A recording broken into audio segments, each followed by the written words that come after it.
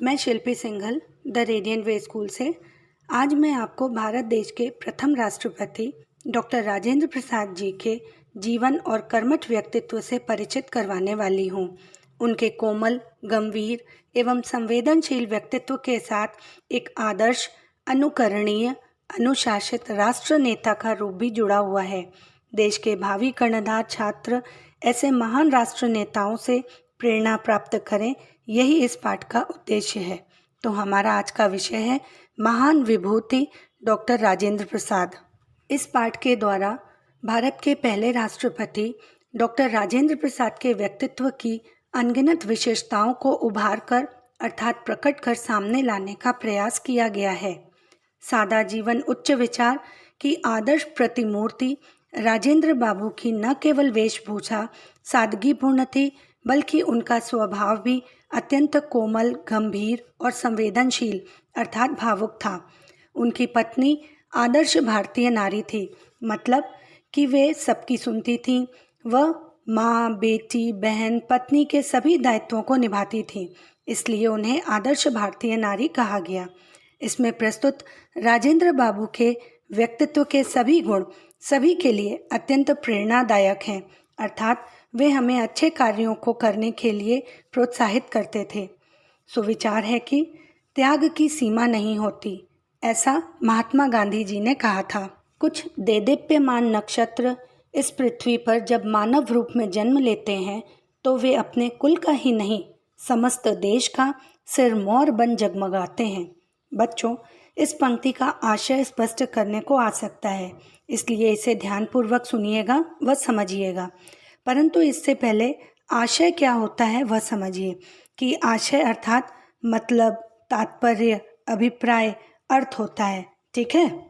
कुछ ऐसे लोग मानव रूप में जन्म लेते हैं जो अपना और अपने परिवार, कुल, समाज का ही नहीं अपितु पूरे देश का नाम रोशन करते हैं, जो देश के सिर के मुकुट के रूप में चमकते हैं। राजेंद्र प्रसाद उन्हीं में से एक थे। राजेंद्र प्रसाद जी किसी भी बाधा को अपने विद्या प्राप्त करने के मार्ग में नहीं आने देते थे और अपने देश का नाम रोशन करना चाहते थे। उन्होंने अपने जीवन काल में 2 बार राष्ट्रपति के पद को भी संभाला था। हमारे देश के प्रथम राष्ट्रपति राजेंद्र बाबू का व्यक्तित्व ऐसे ही दैदीप्यमान नक्षत्र अर्थात चमकते हुए सितारे के समान था। किसी भी देश का प्रथम नागरिक या राष्ट्र प्रमुख अत्यंत त्यागमय और सादा जीवन यापन करने वाला हो सकता है, इसका वे प्रत्यक्ष प्रमाण थे। राजेंद्र प्रसाद का जन्म 3 दिसंबर 1884 मतलब 1884 को बिहार के एक छोटे से गांव जीरादेई में हुआ था। इनके पिता श्री महादेव सहाय स्वाध्याय द्वारा आयुर्वेद तथा यूनानी दवाइयों के अच्छे जानकार बन गए थे। वे गरीबों का उचित इलाज करते हुए उन्हें मुफ्त दवा भी दिया करते थे। वे फारसी भाषा, कसरत तथा घुड़सवारी में भी प्रवीण अर्थात निपुण थे। ये सारे गुण पुत्र को पिता से अनायास ही प्राप्त हो गए थे, मतलब अपने आप मिल गए थे। उनकी माता कमलेश्वरी देवी अत्यंत धार्मिक विचारों वाली महिला थीं। उन्होंने अपने पुत्र को बचपन से ही रामायण और महाभारत की अनेक कहानियाँ सुनाई थीं। इस तरह स्वाभाविक रूप से माता पिता की परोपकारिता अर्थात भलाई करने वाला, सेवा भाव, धार्मिक प्रवृत्ति मतलब धर्म के प्रति झुकाव आदि संबंधी गुण पुत्र में स्वतः अर्थात अपने आप चले आए थे। मात्र 5 वर्ष की आयु में ही उन्होंने फारसी पढ़ने के लिए मदरसे जाना प्रारंभ कर दिया। वे इतने प्रतिभाशाली थे कि जब तक बाकी बच्चे कक्षा में पहुंचते तब तक मौलवी साहब को वे पिछले दिन का पाठ सुना चुके होते। उनकी प्रारंभिक शिक्षा छपरा के जिला विद्यालय में हुई।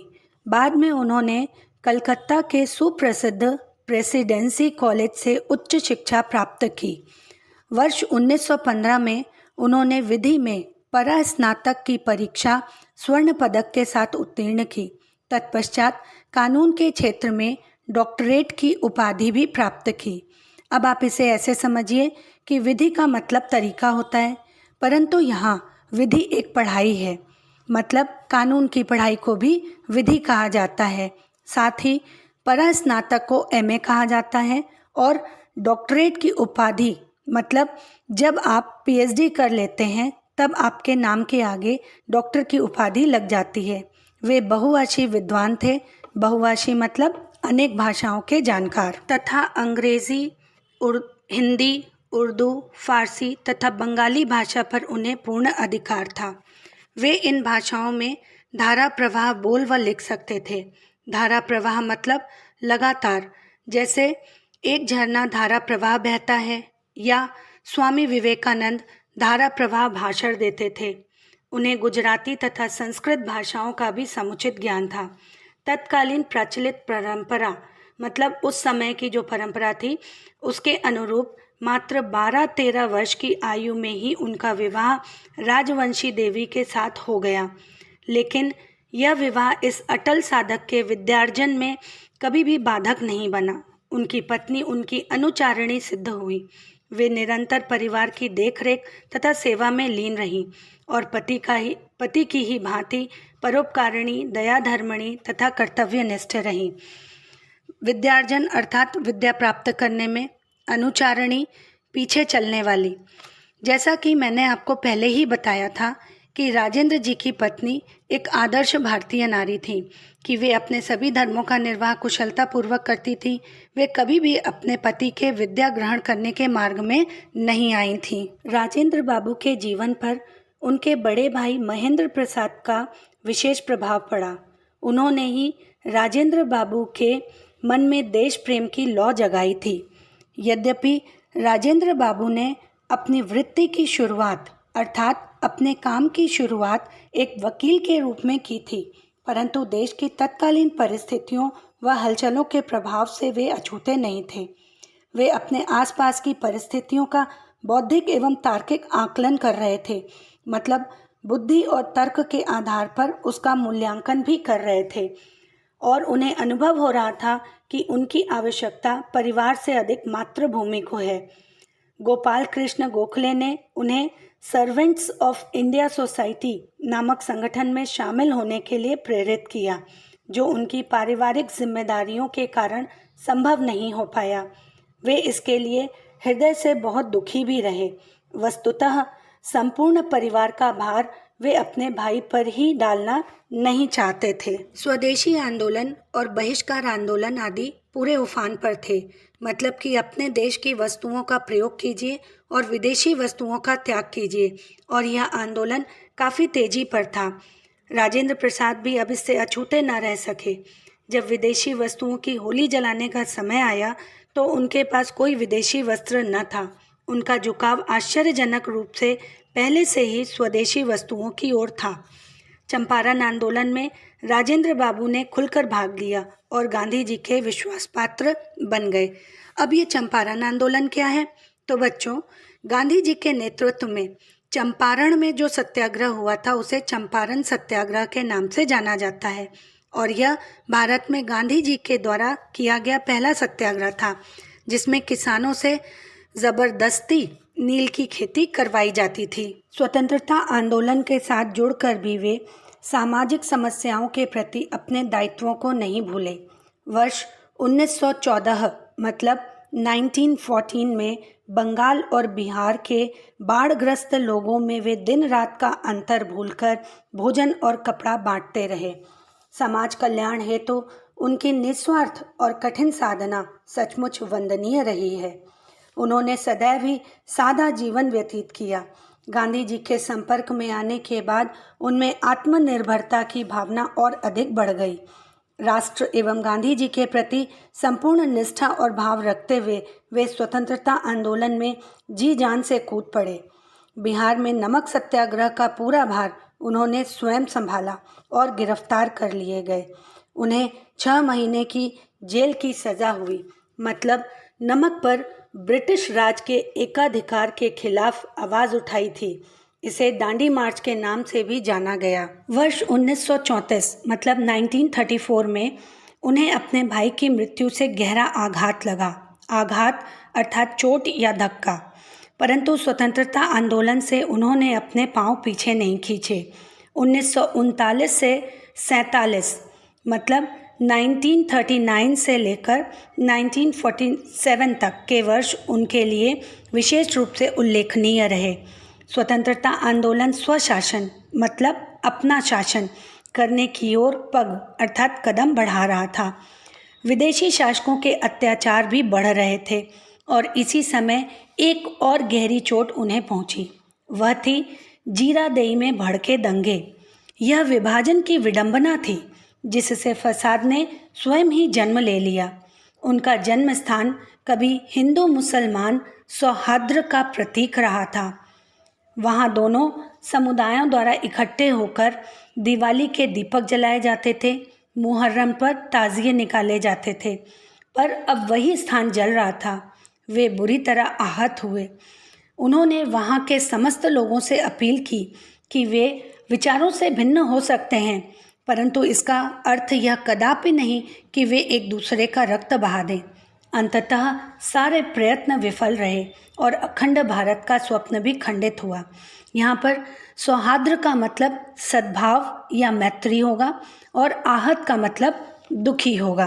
अब आपके यहाँ दो प्रश्न बनते हैं जिसे हम साथ साथ विचार विमर्श करते जाएंगे कि जीरादेई में भड़के दंगों से राजेंद्र बाबू सर्वाधिक आहत क्यों हुए। तो अब इसे ऐसे समझिए कि जब देश स्वशासन की ओर बढ़ रहा था तब जीरादेई में दंगे भड़के, तो यह दंगे विभाजन को लेकर थे और ये दंगे हिंदू मुसलमान के बीच हुए और वे एक दूसरे के दुश्मन बन गए, जो कभी मिलकर दिवाली के दीपक जलाते थे तो कभी मिलकर मुहर्रम पर ताज़िए निकाला करते थे। परंतु विभाजन की विडंबना से दंगे फसाद ने जन्म ले लिया। दंगे फसाद यानी जो बड़े स्तर पर लड़ाई झगड़े होते हैं, खून खराबा होता है, उसे कहते हैं। चूँकि वह स्थान राजेंद्र जी का जन्म स्थान था, इसलिए वे बहुत दुखी हुए, क्योंकि जो स्थान छल कपट द्वेष से रहित था वह मैत्री भरे वातावरण से परिपूर्ण था। वहाँ पारस्परिक विद्वेष की आग लगी हुई थी, मतलब आपसी शत्रुता ने जन्म ले लिया था।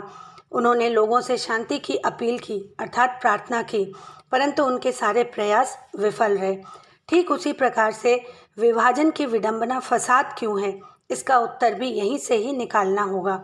बस शब्द और वाक्य थोड़े से बदल जाएंगे, परंतु मतलब वही होगा जो अभी मैंने आपको बताया कि विभाजन एक दुखद घटना है। यह एक विडंबना है जिससे फसाद मतलब लड़ाई झगड़ा खून खराबा उत्पन्न होता है। विभाजन की आंधी में आपसी प्रेम सद्भाव मित्रता और सहयोग की भावना नष्ट हो जाती है। इसकी जगह नफरत की भावना भेदभाव और सांप्रदायिकता का जन्म होता है, जो हमारी एकता आपसी प्रेम अखंडता अर्थात जो कभी नहीं टूटता और भाईचारे की भावना को नष्ट कर देती है।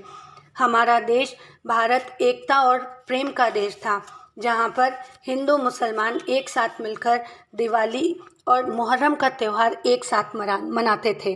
परंतु विभाजन के कारण पूरा राष्ट्र प्रभावित हो गया और देश की अखंडता की शक्ति तहस नहस हो गई, जिसने डॉक्टर राजेंद्र प्रसाद के अखंड भारत के स्वप्न को खंडित कर दिया।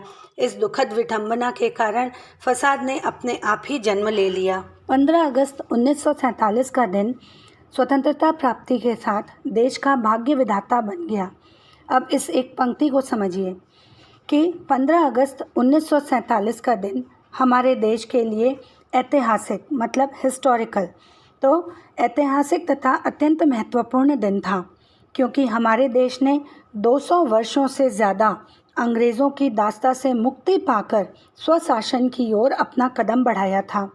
भारत के वीर सपूतों ने अपनी देशभक्ति के दम पर अनेक वर्षों से अंग्रेज़ों के अत्याचार सह रहे भारत के लोगों को अपने त्याग समर्पण बलिदान और अथक प्रयास से आज़ादी दिला दी।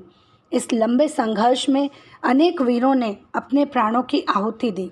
भारत के लोगों के प्रयास से 15 अगस्त 1947 ही वह दिन था जब गुलामी की जंजीरों को तोड़कर दिल्ली के लाल किले पर तिरंगा फहराकर भारत ने अपना पहला स्वाधीनता दिवस मनाया। इसलिए 15 अगस्त 1947 का दिन भारत का भाग्य विधाता बन गया। उससे पूर्व वर्ष 1946 मतलब 1946 में देश का संविधान बनाने के लिए एक संविधान सभा बनाई गई थी, जिसके अध्यक्ष पद का दायित्व उन्हें सौंपा गया था। उन्हें मतलब किसे? उन्हें मतलब डॉक्टर राजेंद्र प्रसाद जी को सौंपा गया था। जब 1950 ईस्वी 1950 यानी 1950 में जब भारत गणतंत्र बना, गणतंत्र का अर्थ जनता का शासन, मतलब जहाँ जनता के मत के अनुसार ही शासक का चुनाव किया जाता है, तो वे सर्वसम्मति से देश के प्रथम राष्ट्रपति के रूप में चुने गए। इस महान व्यक्तित्व ने अपने संपूर्ण सेवा काल में राष्ट्रपति भवन का कभी भी निजी कारणों से उपभोग नहीं किया। यह उनके महान चरित्र की पराकाष्ठा थी। पराकाष्ठा का अर्थ चरम सीमा, कि वे मात्र एक कमरे में रहते थे और अपने पत्नी के हाथ से ही बना भोजन ग्रहण करते थे। ऐसे निस्वार्थ राष्ट्र प्रेमी को शत शत प्रणाम। समस्त राष्ट्र का स्वामी होने के बावजूद उन्होंने किसी भी विशिष्ट सुख सुविधा का अपने लिए कभी उपयोग नहीं किया। वे स्वयं रेलवे की सामान्य श्रेणी में ही यात्रा करते थे। जनसंपर्क में रहना तथा आम लोगों से मुलाकात करना उन्हें बहुत भाता था। भाता था मतलब पसंद आता था। अब यहाँ देखिए, समस्त राष्ट्र का स्वामी होने के बावजूद उन्होंने किसी विशिष्ट सुख सुविधा का अपने लिए कभी उपयोग नहीं किया। इस पंक्ति का भी एक प्रश्न होता है कि आशय स्पष्ट कीजिए। तो इसे हम ऐसे समझेंगे कि वे राष्ट्रपति के पद पर तो थे ही और उन्हें बहुत सी सुख सुविधाएं भी दी गई थी, परंतु वे इतने महान और सरल व्यक्ति थे जो उन्होंने कभी भी राष्ट्रपति भवन का लाभ नहीं उठाया। वे सदा आम लोगों के साथ रेलवे की सामान्य श्रेणी में यात्रा करते थे। उन्हें आम लोगों के साथ मिलकर रहना बहुत अच्छा लगता था। उनका घर एक कमरे का था और वे सदा अपनी पत्नी के हाथ से ही बनाया हुआ भोजन करते थे। समस्त सुख सुविधा मिलने के बाद भी वे आम लोगों की तरह जीवन जीते थे। यही उनकी सच्ची देशभक्ति का प्रमाण है। उनके द्वारा रचित कुछ विशिष्ट मतलब खास पुस्तकों में उनकी आत्मकथा सर्वोपरि है तथा चंपारण में सत्याग्रह, बापू के कदमों में आदि उनकी प्रमुख उल्लेखनीय पुस्तकों में शामिल है। वे भारत के एकमात्र ऐसे राष्ट्रपति हैं जो 2 बार राष्ट्रपति चुने गए। सन 1962 1962 में उन्हें भारत रत्न की उपाधि से सम्मानित किया गया, जिसके वे सच्चे अर्थों में हकदार थे। 28 फरवरी 1963 यानी 1963 को पटना में उनकी इह लीला मतलब इस लोक का जीवन समाप्त होने के साथ एक महान आत्मा इस संसार से विदा हो गई। मतलब कि 28 फरवरी 1963 को उनकी मृत्यु हो गई। बच्चों, मैं आपसे सिर्फ इतना कहना चाहती हूँ कि मैंने यह पाठ आपको पढ़ा दिया, समझा दिया। अब आप इस पुस्तक के पीछे दिए गए प्रश्नों के उत्तर लिखने के लिए अपने विचारों को लिखिएगा, नहीं तो आज पढ़ा कल सफ़ा वाली कहावत सिद्ध हो जाएगी। मैं समझती हूँ कि अब यह पाठ आपको सरलतापूर्वक समझ में आ गया होगा। फिर भी यदि आपको समझने में किसी भी प्रकार की दिक्कत आए तो कमेंट करके ज़रूर पूछिएगा, हम उसका उत्तर अवश्य देंगे। इसे लाइक, शेयर और सब्सक्राइब ज़रूर करें ताकि आने वाले वीडियो आप तक सीधे पहुँचें।